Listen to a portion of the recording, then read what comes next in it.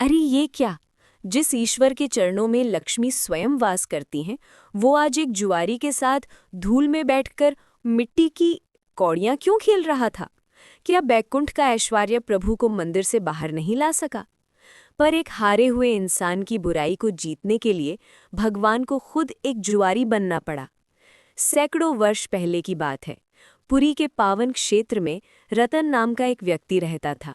रतन कभी एक सुखी और समृद्ध किसान था, लेकिन बुरी संगति ने उसे जुए की लत में धकेल दिया। धीरे धीरे जुए की लत ने उसका विवेक छीन लिया। उसने अपनी उपजाऊ जमीन, अपना घर और यहाँ तक कि अपनी पत्नी के आखिरी गहने भी दांव पर लगाकर हार दिए। रतन की स्थिति अब ऐसी हो गई थी कि गांव के लोग उसे देखकर रास्ता बदल लेते थे। वो फटे हुए कपड़ों में मंदिर की 22 सीढ़ियों के पास बैठा रहता था। उसके मन में भगवान के प्रति गहरी कड़वाहट भर गई थी।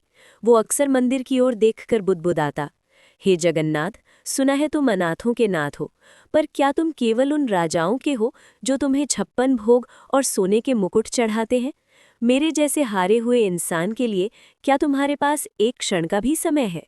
उसका मानना था कि भगवान केवल शुद्ध और अमीर लोगों के मंदिर में रहते हैं। उसे इस बात का एहसास नहीं था कि साक्षात नारायण उसकी हर सिसकी सुन रहे हैं। यथ यात्रा का उत्सव चल रहा था। पूरी नगरी जय जगन्नाथ के नारों से गूंज रही थी। रतन एक कोने में बैठा अपनी किस्मत को कोस रहा था। तभी उसके पास एक छोटा सा बालक आकर बैठा। बालक की आयु लगभग 7-8 वर्ष रही होगी। उसका रंग बादलों जैसा गहरा सांवला था और उसकी आंखें असाधारण रूप से बड़ी और गोल थीं। उसके गले में वैजयंती माला थी और उसके पास एक छोटी सी रेशमी पोटली थी। बालक ने रतन की ओर देखकर एक दिव्य मुस्कान बिखेरी और कहा, क्वा रतन भाई, सब हार गए। लोग कहते हैं कि तुम इस खेल के माहिर हो, पर आज तो तुम्हारी आंखों में केवल हार की नमी है। क्या मुझ जैसे बालक के साथ एक आखिरी दांव लगाओगे? रतन ने चिढ़कर कहा, जा यहाँ से बच्चे, मेरे पास दांव पर लगाने के लिए अब एक फूटी कौड़ी भी नहीं बची। मैं सब हार चुका हूँ। बालक ने अपनी पोटली खोलकर दिखाया। उसमें सोनी जैसी चमकने वाली मिट्टी की कौड़ियाँ थीं। बालक बोला, अगर तुम जीत गए तो ये पोटली तुम्हारी, और अगर मैं जीता तो तुम्हें अपनी ये जुए की लत हमेशा के लिए मुझे देनी होगी। क्या तुम्हें अपनी कला पर भरोसा है? रतन को लगा कि एक छोटे बालक को हराना बहुत आसान होगा। खेल शुरू हुआ। धूल भरी जमीन पर बालक ने रेखाएं खींची। रतन अपनी पूरी बुद्धि लगा रहा था, लेकिन वो बालक हर बार वही अंक लाता जो उसे जीत दिला सके। रतन हैरान था। उसे लगा कि ये बालक उसे सम्मोहित कर रहा है।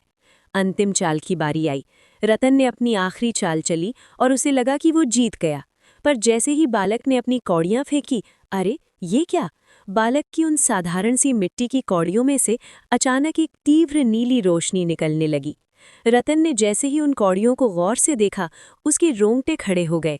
उन कौड़ियों पर कोई अंक नहीं थे, बल्कि साक्षात शंख, चक्र, गदा और पद्म के दिव्य निशान उभरे हुए थे। रतन ने बालक का हाथ पकड़ने की कोशिश की, पर उसे ऐसा महसूस हुआ जैसे उसका हाथ बिजली की तरंगों को छू रहा हो। बालक का शरीर रुई की तरह हल्का था और उसमें से तुलसी और चंदन की ऐसी दिव्य सुगंध आ रही थी जो पूरी नगरी में नहीं थी। क्या हजारों सालों के जप तप से जो दर्शन नहीं मिलते, वो ब्रह्मांड का स्वामी आज एक जुआरी का भाग्य बदलने के लिए धूल में बैठकर जुआ खेल रहा था? क्या सच में भगवान को मंदिर के सोने से ज्यादा एक भटकते हुए इंसान की बुराई को जीतना प्यारा था? बालक अचानक भीड़ में गायब हो गया। रतन पागलों की तरह उसे ढूंढने लगा। उसे अपनी हार का दुख नहीं था, बल्कि उसे उस बालक की आंखों में एक ऐसी शांति मिली थी जो उसने पहले कभी महसूस नहीं की थी। वो मंदिर की ओर भागा। जब वो मंदिर के मुख्य गर्भगृह के पास पहुंचा, तो वहां का दृश्य देखकर उसके प्राण सूख गए। मंदिर के भीतर भारी भीड़ थी और मुख्य पुजारी थर-थर कांप रहे थे। पुजारी ने चिल्लाकर बताया, अनर्थ हो गया। आज दोपहर जब हमने मंदिर के पट खोले तो देखा कि भगवान जगन्नाथ के रत्न जड़ित स्वर्ण आभूषण गायब थे और उनकी जगह सिंहासन पर मिट्टी की 7 कौड़ियां रखी थी। सबसे शॉकिंग बात तो ये है कि भगवान के रेशमी पीतांबर पर मेले की धूल लगी थी और उनके नाखूनों में वही लाल मिट्टी फंसी थी जो केवल मंदिर के बाहर वाले मैदान में मिलती है। रतन वहीं फर्श पर गिर पड़ा। उसे समझ आ गया कि वो बालक कौन था। साक्षात जगन्नाथ जी ने रतन की जुआ खेलने की लत को जीतने के लिए खुद एक जुआरी का रूप धरा था।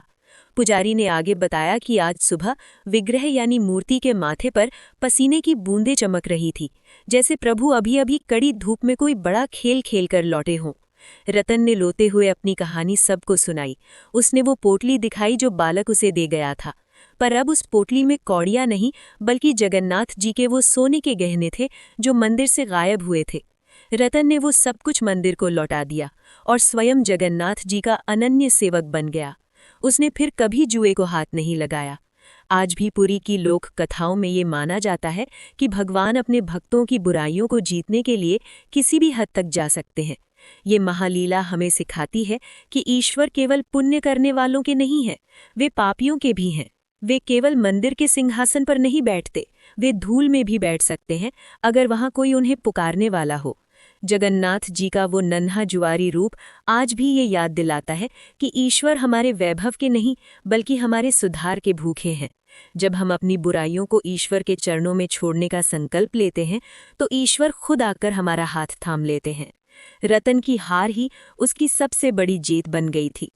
रतन अब पूरी तरह बदल चुका था। जिस गली में लोग उसे जुआरी कहकर दुत्कारते थे, उसी गली में वो अब भजन गाता हुआ निकलता था। उसके चेहरे पर एक ऐसी चमक आ गई थी जो केवल ईश्वरीय प्रेम से मिलती है। वो अक्सर मंदिर के बाहर बैठकर भक्तों को अपनी ये कहानी सुनाता और कहता, मेरा प्रभु इतना दयालु है कि उसने मेरी बुराई को मुझसे छीनने के लिए खुद मिट्टी में बैठना स्वीकार किया।